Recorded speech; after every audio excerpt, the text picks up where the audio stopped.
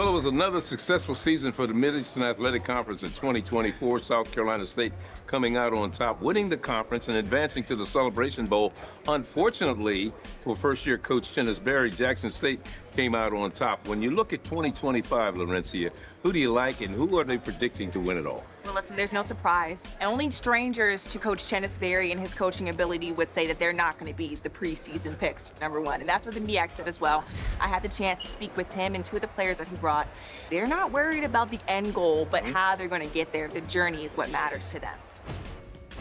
Yesterday's history, tomorrow's a mystery, today is a gift. That's why they call it the present. We focus on now. No opportunity wasted, and our young men, they believe in that, and they've bought into that. So when you talk to our young men today, they're gonna say the same thing, absolutely. It's discipline, integrity, God, dedication, effort, execution, pride. Coach Berry's all consistent man. Every day, he don't change his schedule. Everything's on time, nothing's ever late. It's consistent every single day. They're gonna play football for a short time, but they're gonna be fathers and husbands and leaders in the community longer than they're gonna be football players. So if I can continue to win the souls of young men, they'll win in this game we call life. Seventh-year head coach, the senior coach in the MEAC. What does it mean? You know, I see Buddy Pugh walking around here, man, and it's like I feel like Buddy Pugh nowadays. But it's good to be, have an opportunity to be in the league this long, to have some consistency in our program, and to be revered as the dean of the conference. That's something, man. We're working to get better. We want to be a better football team than we were last year on both sides of the ball. And, I talk about lack of star power. I think we have really good players, but it's more so about our team and our culture.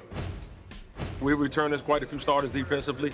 Eric Hunter, he's a guy that's probably one of the best guys at FCS level. The guy that should be playing on Sundays after he finished this year. But defensively, that's probably one of the strengths. And our running game, we have a very good running back, Jason Collins, who's returning. He was a rookie of the year in the conference, and we're excited about him as well. I've been watching a lot of film, taking a lot of time on the board with the coaches in the office. All those guys, every one of the defensive staff spend a lot of time in the office. So I just take that time to spend time with them, just see how they think and get a good feel of the game and all those kind of things. How much influence, if any, did Deion have on you in terms of your making this move? A lot of influence. I've been watching Deion for the last 7, 8 years, since he's been coaching high school, and always admired what he did. Always appreciated his encouraging words, to his team, to his staff, and to what he put out into the world. And so my one-on-one conversations with him was always amazing. He told me I could do it. You never know until you try. And, once I got offered the job, I reached out to him first just to see what he thought about it, and he gave me some great advice. I think he just brings, not just me, but everybody confidence. Like when you have somebody like Michael Vick who believes in you and tells you that you can do something or you can play at the next level, it just gives you a certain level of motivation and confidence that, just you believe that you can do it. First of all, I see a team that's committed. We talk about that every day. You can't roll out of the bed and not be committed to being a successful player, teammate, citizen in the community. And we preach that. We believe in that. You can't have a great team without having insurmountable amount of discipline. You got to have discipline.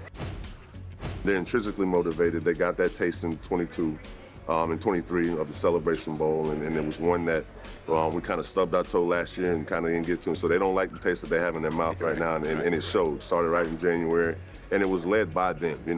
We had to go in, obviously, and provide some fuel. But after that, they've been running it and running the whole show all through January, February, March, the critical months of spring. And this summer, they've been a hungry bunch that's been really, really working hard, but holding each other to a very high standard in everything that they're doing. I'd be remiss to ask, right? Your former teammate, Michael Vick, is also a head coach in the same conference. Right. How does that feel, first and foremost? It feels great. It's like a big bro to me, so we got a great relationship, but at the end of the day, it's still competition. We compete at a high level, but, I'm, supporting his success. He's supporting my success, but, that October 30th game when we play at the Link, it's gonna get real. But, we lean on each other, for ins and outs of just being in this position and just helping each other with success. So I'm happy for him, excited, and just want to see how he does this year. Well, it promises to be an exciting 2025 season in the MEAC.